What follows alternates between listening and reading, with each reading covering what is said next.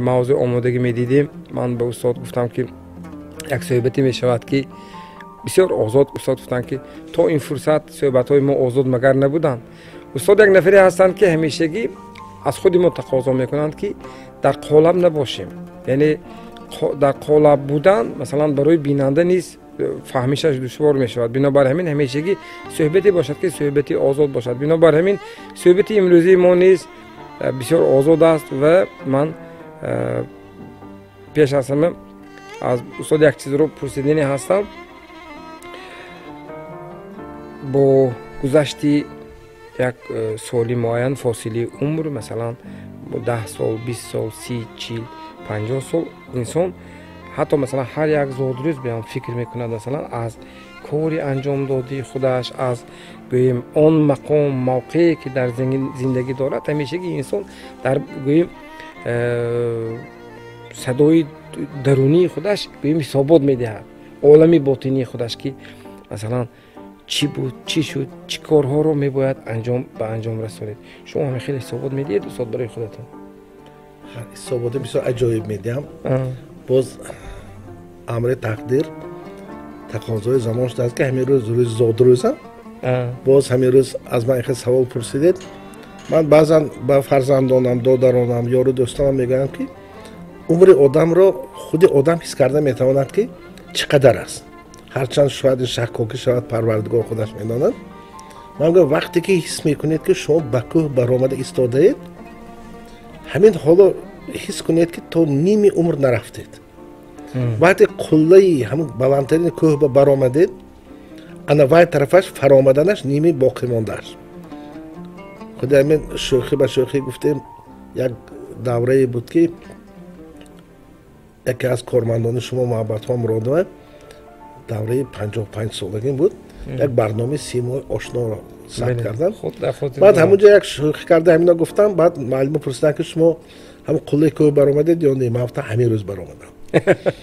خود همون برین بعد از وقت فکر کنم باز 5 سال دیگر گذشته است، باز من قله کوه برآمده ایستادم. این قله کوه در حیات بسیار بودند، از خود آدم وابسته بود است که میگوید که من از همین کوه گذشتم شد، باقی مانده من از دیگر قله نمیگذرم. گوید حیات در همونجا می ایستد. اگر در نزدش وظیفه گذارد گوید که من قله های نو باز فتح کردنم لازم، البته در حیات در زندگی مقصد که گذاشته میشد باید پیشروی میشد. من همین در علم عادتا هم خیلی معین میکنم. من یاد دارم که باز یک 4 کتابی دیگر نویسم. حاضر تا حاضر شکرانه که 8 اثری علمی نوشتگی هستم. خیلی مقاله های و های حساب نمیکنیم. بعد پسرم هم خوشناس کس گفت که این 4 تا اثر علمی شما مقصد داشتگیتون بسیار نمی، مردم بگذار بسیار شود، بگذار و آخرش نباشد. وقتی که حیات اگر بناگاه همین خیلی مقصد گذاشتگی باشد طولانی شدن میگیرد. خود همین برین من برای خودم همین حسابات میدیم که همین دوره به آن مقصدی که گذاشتم اجرا شده ایستاده است. لیکن باز وظیفه ها دارم، باز وظیفه های دارم. من حاضر ماه شریف رمضان هست آمده گپ باید گویم که من 10 سال پیشتر یک پرینسیپ های حیاتم رو دیگر کردم، یعنی به دین اسلام رو آوردم، نماز خوان شدم. اکنون مقصد هایم باز دیگر خیلی شد. آن مقصد هایی که من میگفتم حتی از در علم حقوق شناسی من کوشش کرده ایستاده با همین بعضی معیارهای حقوق مسلمانی حقوق دنیوی رو مقایسه کنم. پیشتر به این اهمیت نمیدادم.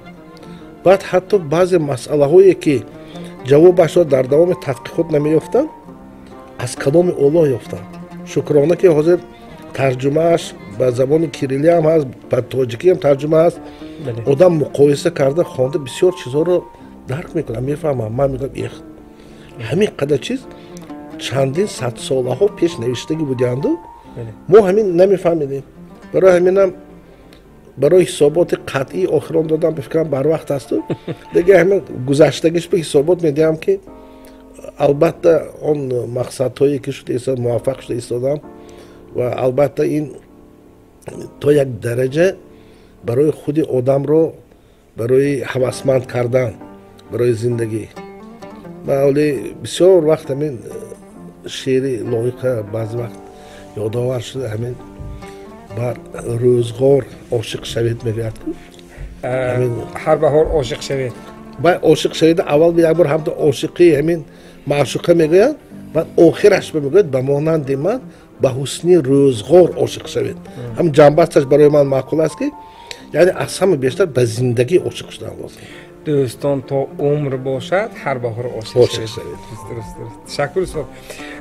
аввало устод шуморо бо ин санаи бисёр хотирмони ҳаёт бо зодрӯзатон самимона муборакбод мегӯям аз номи аҳли эҷоди барнома, ба хотири оне ки устод шумо нафаре ҳастед ки ҳамешагӣ як мавқеи фаъол доред. ҳамешагӣ вақте мо барнома таҳия мекунем, дар барномаи мо ҳамешагӣ бо даъвати мо доимӣ иштирок мекунед ва ана ҳамин муҳаббатномаи мо, ана ҳамин сипосномаи мо, ана ҳамин раҳматномаи мо як бисёр фурсати мувофиқ аст ки мо шумо ин лаҳза ана ҳамин раҳматномаро ба шумо супорам. устод муборак шавад ҳам зодрӯзатон, ҳам ин раҳматномаи телевизиони Симои Мустақили Якум ба ифтихори таҷлили 20-солагии таъсисёбии худаш ки нақши шумо низ дар 20 соли тайнамудии телевизиони мо низ хеле назар аст. ташаккури зиёд. бори дигар табрик. мо барномаро идома медиҳем ва як фурсате шуд ки мо аз устод дар мавриди бисёр як нуктаи аҷоибе гуфтам ки инсон назди худаш бояд мақсад гузорад. дуруст. ҳатто як нафар дар як суҳбат устоди арҷманди мо, шоири халқи Тоҷикистон, устод Фарзона, як нуктаи аҷоибе гуфтанд ки агар хато накунам, орзу ширин аст, аммо роҳи расидан ба орзу ширинтар. тасаввур кунед, то роҳи расидан ба орзу шумо заҳмат мекашед, меҳнат мекунед, кӯшиш мекунед. ва як мусоҳиба, дар як мусоҳиба як намояндаи бисёр як бонкдори гӯем собиқадор, як нафари бонкир як нуктаи аҷоибе гуфтанд ки ҳамин зиндагӣ ба пешрафт бояд ба монанди ба кӯҳ баромадан бошад ва кӯшиш кунед, ҳамешагӣ кӯшиш кунед ки вай кӯҳа қуллаш набошад ва шумо доим дар гӯем ҳаракат ба боло бошед. чӣ ки ман гуфтам қуллаи нав ба нав гуфтам ку. аз як қулла мегузад боз қуллаи дигар, аз як қулла боз қуллаи дигар. ҳамин ҳаёт паси сар карди қуллаҳои бисёри сершумор. бале. ва устод ман мехостам як чиро аз шумо пурсида бошам ки шумо нафари фаъол, ман гуфтам ки мавқеи шаҳрвандӣ бисёр фаъол доред, даъват мекунем, ҳамешагӣ гӯем иштирок мекунед, худатон меоед ва бори ҳам масалан ҳамин гӯем мушкиле барои масалан мо эҷод накардед ва масалан мо сипосгузор ҳастем. ва ин фаъолӣ шумо устод пеш аз ма аз чи аст? гузашта аз ин як нуктае ҳаст ки барои мо нагуфтанд, шояд барои шумо ягон маротиба гуфтанд ки чун мебиёед барномаро рангу таровати дигар мебахшед, гӯем шарҳҳои бисёр пурмазмун, далелҳои бисёр асоснок ва бинандаҳои мо ҳам масалан мебинанд, мегӯянд ки бисёр хуб таҳлил карда доданд, хуб дар масъалаи гӯем андешаҳои таҳлилии шумо. ва гоҳо масалан мегӯянд ки домло шумо бисёр баромад мекунед аз телевизион. мегӯям бисёр аҷоиб гуфтед. чанд саволро якҷоя. дар як ҷойга ман ҳамин гуфтам мехоҳам ки мавқеи фаъоли шахс аз ҳамин хислати ботинии вай вобаста. ҳамин аз овони кӯдакӣ, ҳоло вақте ки падару модарам мана тарбия мекарданд, ҳамин мавқеи фаъол ва ҷуръати шаҳрвандии маро кӯшиш мекарданд ки чӣ ҳавасманд кунам, барои он ки ман дар кӯдакӣ хеле шармгин будам. ҳозирам як баъзе нишонаҳош мондагӣ аст. камтар агар шарм дорам ҳам обу арақ зер мекунад, мегӯянд ки наход ки ҳамин калонсол шудиду ҳолиам шарм медорид. ман мегӯям ки ман надонам ҳам баъзе хислати ботинии одам то охири умр мемонад. вақте ки аз овони кӯдакӣ модарам раҳмати мана бештар мегуфтанд ки ту писари калонӣ дар оила, додарҳои ту аз ту ибрат мегиранд, ту гӯё ки ҳамон киштии яхшикане ки барои дигар киштиҳо роҳ кушода мерад, ту ҳамин барин. ту бояд ки фаъол бошӣ, ту бояд ки ташаббуснок бошӣ, ту бояд ки ҳамин кӯшиш кунӣ ки мавқеи тӯдакаш, яъне шахсе ки лидер аст, ҳамин хел бошӣ гуфта маро тарбия мекарданд. ва ман баъзан ҳозир акун андеша карда истода ёдоварӣ карда шодраву модарамро мегӯям ки он кас дар симои ман маҳз ҳамон бародари калоние ки баъди падару модар ҳамин роҳбарӣ мекунад ҳаминро дар назар доштам фикри ман албатта фаъол будан хеле мураккаб аст фаъол будан ташаббуснок будан ин бояд ки шахсро гӯяд ки аз дигарҳо дида ба ту бисёртар дар кор меӣ ту кора чӣ ҳамин роҳи худат ки рафтан гирдия мегӯям ман оли дар нақлиётми дар кӯчами дар ҳамин донишгоҳми дар ҳамсояҳоми каҷо бошад агар ягон хатогӣ кунад ман эрод мегирам мегӯям бо дуруштӣ не дағалӣ не беҳурматӣ не бо одоби худаш мегӯям баъзан ҳамин аъзои оилаи ман ҳамсарам фарзандом мегӯям бобо дада чӣ дакор шумо ба чӣ кор мекунед ман гуфтам дакор ин мавқиф фаъоли одам то як дараҷа ба дигарҳо маъқул нашудашам мумкин баъд ман худам ҳаминро мехоҳам намедонам ки ҳамин ҳар моҳ як маротиба ҳамин рӯзи ягонаи сиёсии ҳукумат мақомоти ҷои ҳокими давлати вилоят мешавад аз он шаҳр мешавад ҳамин кадом чорабинӣ бошад хабар кунанд меравам агар хабар накунанд яке рости гап ман намеравам аз худам дониста лекин хабар кунанд даъват кунанд магар лозим боша макар меравам ва то ҳамин дараҷаҳое ки ҳамин як давра мақомоти вилоятии ҳизби халқи демократии тоҷикистон дар вилояти суғд як чорабинӣ дар бораи тарбияи ҳуқуқии вакилони халқи нав интихобшуда гузаронд ҳамин аз 18 шаҳру ноҳияи вилоят 16 ташба рафтем ҳамин вай кати Анвар Расулович Ҷалилов кати ду кас ҳамроҳ вай кас ҳамчун ташкилкунанда ҳамчун вакили маҷлиси миллӣ будан вақташ ҳамон кас ки ҳамроҳ рафта бо ҳамин вакилони нав интихобшуда суҳбат кардем баъз ҳамин ту зарур ки ҳамин шаҳру ноҳиява зимистон ҳаво хунук роҳ бад меравам барои ҳамин мана раҳматномае гирифта имрӯз боз ёдовар шудам аз ҳамон давраҳои хотирам омад ки солҳои 1999 2000 вақте ки дар ҳоло бинои ҳамон мағозаи ситора дар ошёни нӯҳум ҷойгир буд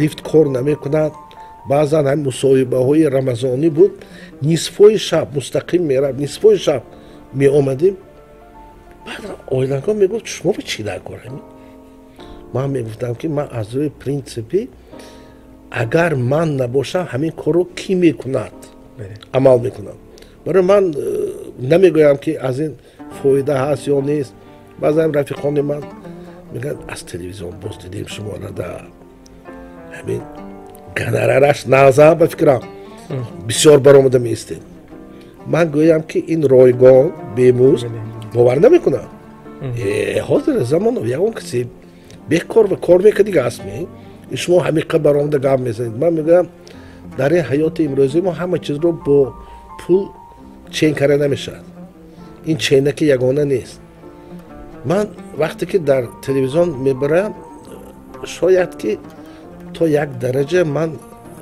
барои худам маъқул донам ки ин қадар як аудиторияи васеъ пайдо мешавад ки ман фикру ақидамро гуфта метавонам ҳоло баъзан дар хона бошам рӯзи истироҳат бошад ё ҳамон рӯз дарсам набошад ҳамсарам ё писарам наберам як чиза пурсида монад ман камаш ним соат набошад як соат гап мезанам баъд мегӯям ин бобои мова ё падари мова вақте ҳисоб гирифта гап задан дар кор ки ин бисёр гапи мегуфтади барои ҳаминам ман ин ҳамчун як минбари озоди муошират кардан бо халқ бо мардуми ҳамин худам омад ҳисоб мекунам. Ташаккур устод, ташаккур воқеан як ду се нуқтаҳои бисёр ҷолибе гуфтед. Ман иловатан шояд шумо хоксорӣ карда ин чиза нагуфтед.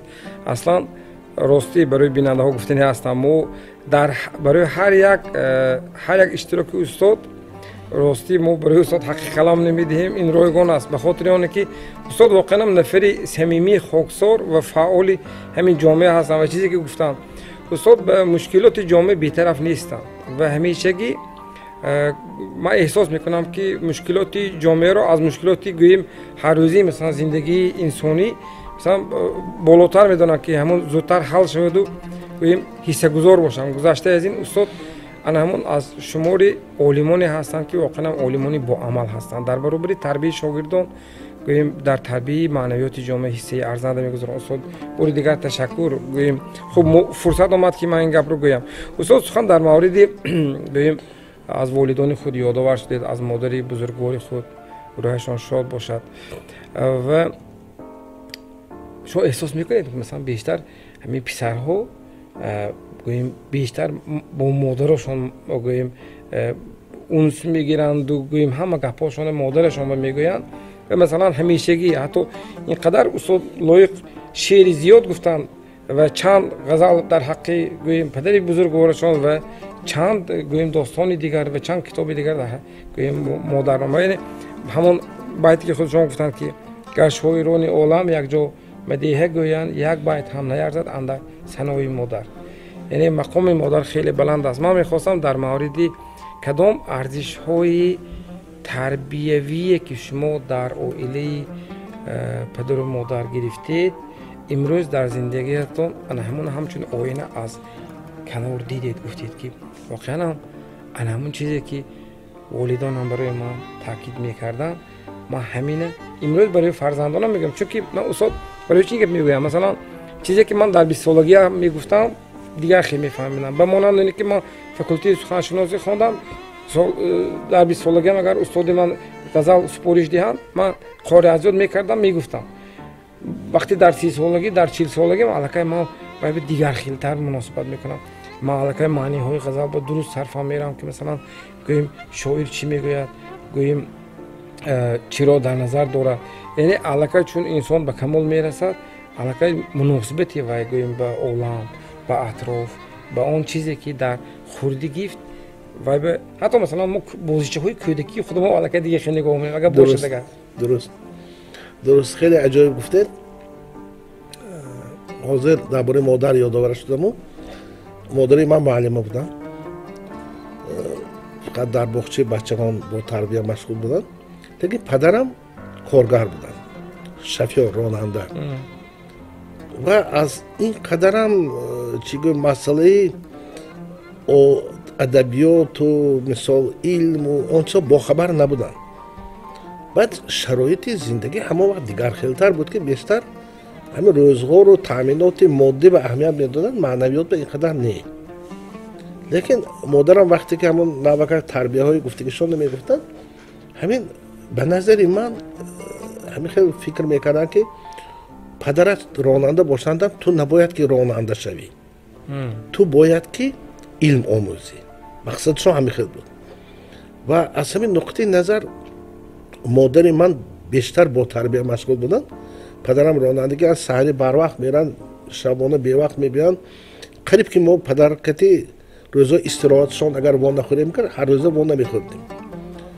مادرم به همین سیرکارشان نگاه نکرد. ما در اویله 6 فرزند ده، 6 پسر همه دختر نه. همین با تربیت 6 پسر با ما در موضع پنجشنبه استقامت داشتیم. با بازار نزدیک این خیلی جوبه پسر تربیت کرد خیلی دشوار مرکب است. همین تربیت سخت بود. بعد همین هر یک مسئله به ایراد میگرفتن. درست شین، درست خیز، درست راه گرد، درست نگاه کن، هر یک چیز به. بعضا پدرم میگفتن این بسیار همین بچهای ذیق میکنی، این هر یک چیز به ایراد گرفتن میگیری، گفته طرفگیری میکردن. مادرم میگفتن نه شما این مسئله دخالت نکنید. شما یک همین بعد چند وقت یک مهر و محبتی پدریتان نشان میدید و خودتان نقل نشان میدید، لیکن این باید شخص تشکل دادنش من مسئول میگفتم. انا همین چیز در شرایط امروزی ما نمیرسد. حاضر پدر و مادران چقدر که من خودم میبینم مشاهده میکنم با فرزندشان این خیلی وقت ندارم برای گپ زدن. بسیار وقت همین تلویزیون، تلفن های دستی، پلانشت و کامپیوتر ها همین چیزا دقتی همه رو همین خیلی جلب کرده است که هر یک در سر یک دسترخوان یک روز در خانه خودمو خوراک شام گفته دعوت کردن منو، دو نبیرم، پسرم، کلینم، همسرم شدن روام که جیم آواز نمیبرن. همه دستش به تلفن خودش آوره، اینترنت داشته است. موبایل یادگار گپ زدن نیست. بعد هم اینترنت منم تلفن به در اومدم، گروپ به در اومدم همون اعلام کردم.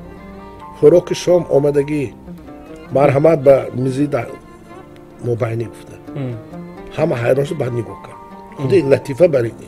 دیگه واقعیتی در خانه خودی ما شدگی. من مثال دیگرها رو عیب کرده از اون خودمای به طریق ایدئالی گفته نمیتونم در همون کمبودی هایی که در جامعه است من در همه اویل خودم هم میبینم.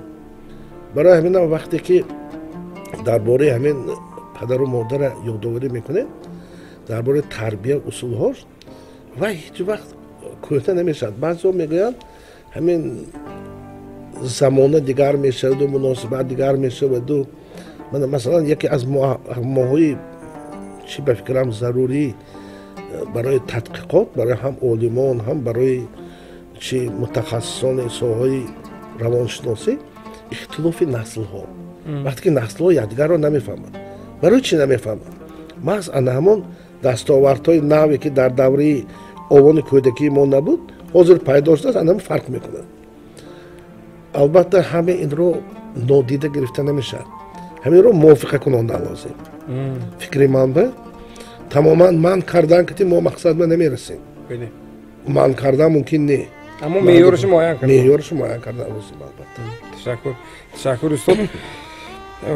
واقعا این یک نکته بسیار اگر ما اینو حاضر صحبت بگیریم واقعا فکر میکنم بسیار دامنه صحبت ما وسیع میشه در موردی که شناختی مسئولیتی والدین در تربیت فرزند. خب به سبب حتی قانون نیست قبول نشد این مسئله. استاد سخن از قانون رفت. شما نفری حقوق شناس هستید. در این رشته من اثرهای زیاد نوشتید و به مقام پروفسوری رسیدید. شاگردان زیادی رو تربیت میکنید و زیر سرپرستی شما شاگردان کارهای علمی انجام میدهند. و همیشگی حقوق شناسان اولین اگر سخنی گویند همیشگی سخن همین حقوق انسان ارزشی عالی است. خب استاد امروز در جامعه ما مثلا در برابری عمل کردن دولتی که ما داریم دولتی حقوق بنیاد دموکراسی دنیوی و این در قانون اساسی در کنستیتوسیون ذکر شده است در ماده اول و فکر میکنم همه اگر مثلا واقعا هم رشد کردن خواهم باید غلام قانون باشند. لیکن گاه در زندگی ما میبینیم دیروز در برنامه اطلاعاتی خبر همین کارمندان شعبه اطلاعاتی برای من همین ویارسکی اخبار آمدم من شناس شدم بعد بینم در گوییم 5-4 ماه یعنی ماه اپریل چند هزار حقوق ویران کنی گوییم قاعده ویران کردن قاعده حرکت در رو از جانب کارمندان بازرسی آشکار به قید گرفته شده است و پسی هر چند هزار یعنی وای گوییم جریمه می ایستد. حقوق ویران کنی معمولی جریمه می ایستد و تصور کنید این علاقه ویران کردن قانون است. یعنی ما گوییم میبینیم مثلا عادی اگر در مثال گوییم از کار از سخنی که از قاعده راه آغاز کردیم میبینیم که مثلا قاعده راه همونجا ویران شده که دیدی دانسته باز همون قاعده ویران میکنیم. یعنی این از چه است استاد؟ ما چگونه توانیم که مردم بفهمانیم که گوییم آزاد بودن و آزادی خواستن این تا جایی است که مثلا اگر من حقوقی شما گوییم فضای آزادی شما محدود نکنم. آزادی من گوییم به درجه آزاد نیست که مثلا من خودم آزاد کنم که گوییم من آزاد گوییم گردم. یعنی این آزادی یک نسبی است که مثلا یک چارچوبی قاعده نظام خود را دارد که تا جایی که اگر معیار یا قاعده ویران نشود. خوب استاد من میخواستم همین گوییم نکته رو تربیتش را در مردم چگونه فهمونیم تربیت کنیم که کی تربیت کنیم در کجا تربیت کنیم که واقعا احترام به قانون رو ارج بذاریم. این خیلی معمای بزرگ زمان است. اینا چی گوییم متخصصان ساحه گوناگون تحلیل میکنن به مقصد رسیدن نمیتوانند این مشکلات رو چکل برطرف کنیم. من کوتاه کردم گفتم میخوام یکی از مقصد اساسی دولت یک یادروی اساسی جامعه به ترتیب درآوردن مناسبت‌های جمعیتی. همه اعضای مناسبت جمعیتی آدمان باید که حرمت و احترام یکدیگر را دانند. مقصد دولت همین.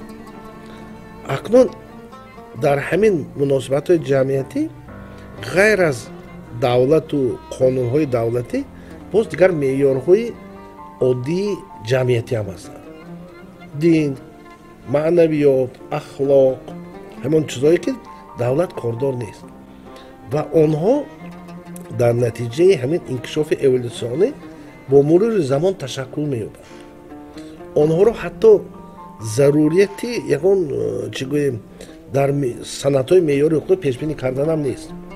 مثلا بعضی ما خودمون خارجی میریم و می‌بینیم که مردمی اروپا فرض کردیم در اوج آداب مسئله مناسبت همدیگری حتی قاعده راهگردی را رعایت کردن همین خیلی که آدم حیران میشود میگن من خودم هم شما هم در هفتگی میگید بعد حیران میشه برای چی در ما این خیلی نه در ما همین گذرگاه زیر زمینی کردگی نمیگذارن از رویش میگذارن همین جای گذرگاه از کوچه نشان داده خط کشیده موندیان از اونجا از دیگه جا میگذارن برای چی برای آنکه این چیز برای ما انسانی ما جامعه ما نو است در ما اروپا قریب 300 سال شده است که به یگان انقلاب بیوی همین خودش یک ساخت جمعیتی دولتی رفته ایستاده است همین معنویات هم در همون جامعه تشکل یافته است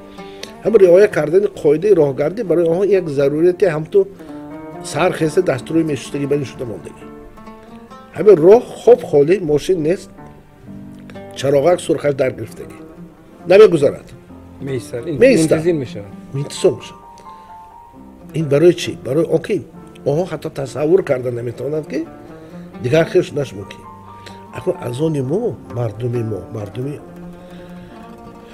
من شرق آسیای مرکزی بیواسطه تاجیکستان ما در دوام یک مهلت کوتاه خیلی یک جهشی بزرگ کرده من خودتان خاطرتان هست کتاب غلامان صدرالدین اهنی سالهای 1920 اگر ریسپوبلیک خلقی بخارا تشکیل شده گشت اگر اصلا وقت سر کنیم ما دولتداری تاجیکستان همان وقت در بخارا باقی مانده های ساخت غلامداری بود چقدر که صدرالدین اهنی در کتابشان نوشته باقی مانده ساخت غلامداری بود از همونجا گرفتیم ما یک بار فیودالی کپیتالیستی پس سر که یک بار سوسیالیسم آورده بود یعنی سه فرماسیون جهیر کردیم برای همین هم سال اول فرنج پرتایی همین کورتای این زمان رو پوشیدن یک برابر انقلاب بود چقدر آدم ها بیکار مرده رفتن نفهمیدن همون یه بچه از کمپیرهای 80 ساله بینید به فرنجی گشتن اون کس فرنجی نمیپوشن این هم با مرور زمان خودش میشده که کار بوده است و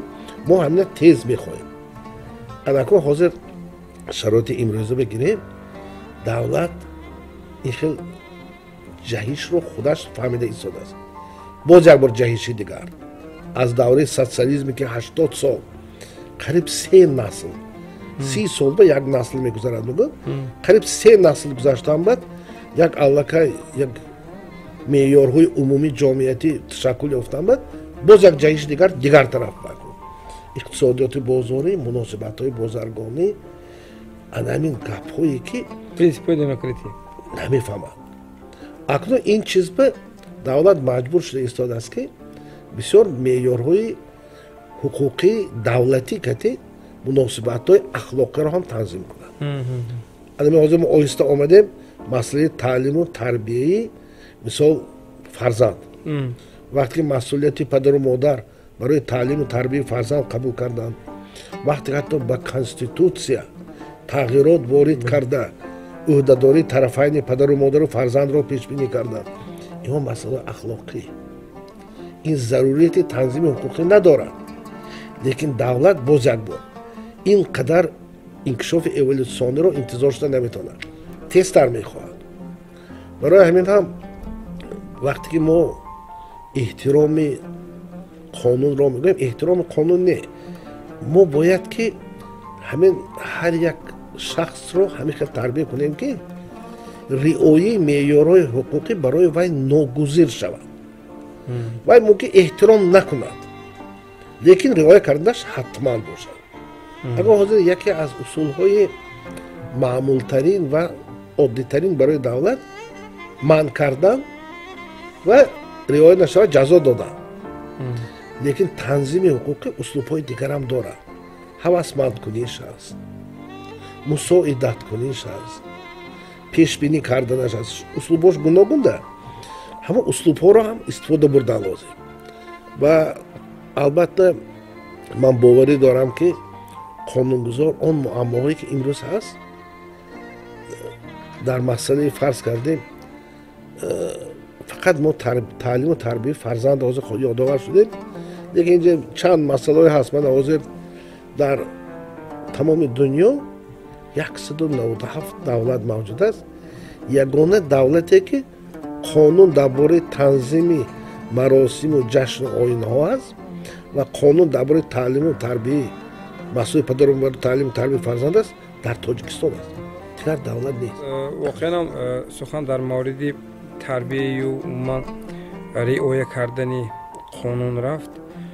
инҷо мисалан агар баҳса тӯл кашонем хеле доманадор аст, лекин ман фикр мекунам устод аслан чизе ки шумо дар оғоз гуфтед дар оила ана ҳамон хуб падар серкор буданд, лекин модар масалан масъулияти баланд ва медонистанд ки агар падар даст наёфт пас ман бояд барои онҳо дар ҷое ки масалан падар нест ман бояд ҳам модар ва ҳам падар бошам ва гуфтанд ки масалан ин тавр чи, ин тавр хӯр, ин тавр гир, ин тавр рав. яъне дар шинохти кӯдакии мо бачагии мо барои ман хеле эрод мегиранд. инқадар маро бад мебинанд, инқадар ман ноқис ҳастам, инқадар ман серкамбудӣ ҳастам. чаро дигарон ин хел не? яъне имрӯз шумо баъди фосили имрӯз ки масалан як марди солор шудед, имрӯз масалан аллакай дар ҷамъият мақоми худатон ва фарзандони мардумро тарбия мекунед, имрӯз аллакай баҳои шумо дига устод. ва он бинандаҳои мо ки масалан ин лаҳза мебинанд, фикр мекунам аз ин суҳбати мо албатта баҳраҳои тоза мегиранд. устод як сабаби худи ин барномаям дар суҳбати соҳибдилон гузоштанам аз он хотир аст ки дар барнома нафароне иштирок мекунанд ки як мақоми худро дар ҷамъият доранд, сухани онҳо вазн дорад, сухани онҳо санҷида шудааст ва сухане ҳаст ки мардум онро барои худашон гирифта аз пеи он рафта метавонанд. сод бинобар ҳамин дар баробари шумори зиёд инчунин шуморо ҷавононис тамошо карда истодам. ман мехостам гӯем як саволи маъмули барнома се маслиҳати муфиде ки барои ҷавонони имрӯзи мо кор меояд арзонӣ дошта бошед, марҳамат баён дошта бошед. ман барои фарзандон, додарон, ҳатто шогирдон бисёр як мақолро тез такрор мекунам. мегӯям агар ҷавонӣ медонист ва пирӣ метавонист, дунёро дигар карда мумкин буд. ҳамин чизро мо бояд дарк кунем. ҷавонон аз ҷавонии худ ин қадар сахт наболанду кӯшиш кунанд ки маслиҳатро гӯш кунанд, маслиҳати калонсолонро. ин якумаш. дуюмаш, ҷавонон бояд ки бо ҷуръат бошанд, ташаббускор бошанд ва не гуфта тавонанд. мумкин ҳозир ҷавононе ки мана гӯш мекунанд ҳайрон шуданд ки як бор гуфтанд маълим ки маслиҳати калонсолонро гӯш кунанд, боз не гуфта тавонанд. ин не гуфта тавонистан мавқеи хеле фаъоли шаҳрвандии касро нишон медиҳад. чунки не гуфтан хеле оқибатҳои ногувор дорад. не гуфтан шояд ба аксарият ба атрофиён маъқул намешавад, лекин вақте ки не мегӯяд аллакай мавқеи худашро устувориашро нишон медиҳад. яъне неи бошуурона бошад. албатта. вай масалан бисёр масъала мешавад ки ҳозир касб интихоб кунӣ, падару модар мехоҳад як касб вай кунад, фарзанд намехоҳад, лекин барои он ки падару модар озурда накунад мегӯяд ки майлаш. лекин баъде ки 5 сол таҳсил карду, баъдам 5 сол вақт рафт, маблағ рафт, меҳнат рафт, ман ба аз аввал ин маъқул набуд мегӯяд, падару модараш қаҳраш мебиёд. ҳамон вақт гуфтан дако буд. барои чӣ не нагуфтӣ? ман шуморо ҳурмат кардам, маслиҳати шуморо гӯш кардам. Не. Адаму вақта не мегуфти, ман ба беҳтар маъқул буд. Барои мисол гуфтам, не? Ин дар интихоби ҳамсарам шуд, шумо ки ва албатта сеюм маслиҳате ки мегӯям, мустақил бошад. Мустақил будан ин як омили асосии пешравии кас аст. Ман як писар дорам. Умедҷон, шумо медонед писарам? Ин хел писар ҷои 10 писара мегирад. Одоб, меҳнат, услуб ҳамаш наст. Я эрод надорам. Ҳамин соли 2018 писарам гуфт ки ман 35 баромад ҳастему. Тамом умра ман дар паҳлӯи шумо. Ман куҷо ба наравам? Маро ҳамчун писари Болтуев медонам. Ман фамилияи манам Болтуев гӯям? Не, ман ҳолям писари Болтуев. Ман илм барафтам, китоби илмӣ навиштам. Болтуева дида давомаша нома нахонда китоби шумо гуфти ҳисоб кардам. Барои ман қарор додам ки ман як бор худамро мустақилона месанҷам. ҳозир вай дар шаҳри Душанбе дар як ширкати тиҷоратӣ бонуфус дар намояндагии вай кор карда истодааст, ҳамчун ҳуқуқшинос. ман ҳамин хел мегӯям ки вай худашро мустақил дар ҳама масъала, ҳатто оилашам ҳамроҳ гирифта рафт. ҳозир мана чанд моҳ, 4 моҳ, 5 моҳ шуда истодааст. албатта барои ман душвор. ҳамин ҳар рӯз занг мезанам, ақлан як хабар те, як вайбер банавис ё овоз шунавам. вай мегӯяд ки мебахшед, ман камтар серкор шудам, камтар одат кунед ки ман кам телефон мекирги шавам. ҳамин хел. лекин ман ақлам ки мефаҳмам ки ҳамин иқдоми кардаги вай барои мустақил шудан хеле иқдоми бузург аст. чунки агар ба ногоҳ, ман ҳатто як рафиқе дорам ки писараш худаш наберадор шудагӣ ҳамроҳи падару модараш зиндагӣ мекунад ва дар натиҷа ҳамин хел шудааст ки худаш наберадор шудаасту дар оила ягон масъаларо худаш ҳал намекунад. чӣ масъала бояд аз падарам пурсид мегӯяд. барои ҳамин хел нашуданаш ҳар як ҷавон бояд ки мустақил шавад. бигузор вай як бор ба душвор мушкилӣ мекашад, як мураккабиҳои ҳаёт пайдо мешавад, лекин дар оянда албатта беҳтар мешавад. ҳаминро ба фикрам мо бояд ки ба назар гирем. ташаккури зиёд. ташаккур устод. ростӣ барои бисёр як се маслиҳате ки бисёр гӯем боровар, бисёр гӯем айни матлаб аст. ба хотири оне ки ин як чун давое аст барои он дардҳое ки имрӯз ҷавонои мо доранд. фикр мекунам аз ин суханҳое ки устод инҷа ироа карданд, ҳар як нафар ҷавони ҳушманд барои худ албатта баҳраҳои тоза мегирад. устоди азиз, дар анҷоми сухан бори дигар барои иштирокатон дар барнома ба шумо ташаккур мегӯям. имрӯз рӯзи зодрӯзатон низ ҳаст. шуморо аз номи аҳли кормандони иҷодиву техникии телевизиони Симои Мустақили якум, чун гуфтем ки воқеан шумо узви аъзои гӯем ифтихории телевизиони Симои Мустақили ҳастед, корманди гӯем ифтихории телевизиони Симои Мустақили ҳастед. мо аз гӯем маслиҳату машварати шумо ҳамешагӣ баҳравар ҳастем. бори дигар аз номи ҳама шуморо, ҳамаи ҳамкорро шуморо табрик мегӯям. ҳамешагӣ умри дароз, сеҳату саломатӣ ҳамешагӣ барои мо шогирдон, барои пайвандон, барои фарзандон, барои набераҳо ҳамешагӣ соҳибону саробон бошаду ҳамешагӣ аз ҳастиятон онҳо баҳра гир бошанд. устод бори дигар ташаккур. бинандаҳои арҷманд, инҷо барномаи дарсӯҳбати соҳибдилон устӣ анҷом мегирад. то барномаи навбатии Хонободу Сарбаланд.